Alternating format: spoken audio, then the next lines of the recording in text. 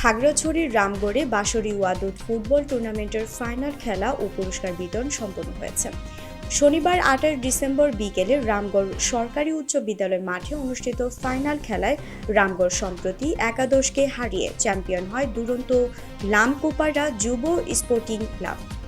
খেলায় প্রধান অতিথি থেকে পুরস্কার বিতরণ করেন বিএনপির জাতীয় নির্বাহী কমিটির কর্মসংস্থান বিষয়ক সহ সম্পাদক, সাবেক সংসদ ও জেলা বিএনপির সভাপতি ওয়াদুদ ভূঁইয়া।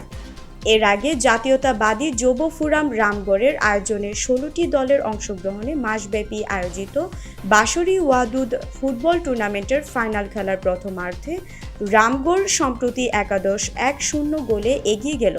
খেলায় দ্বিতীয়ার্ধে সমতায় ফিরে দুরন্ত লামকোপারা যুব স্পোর্টিং ক্লাব।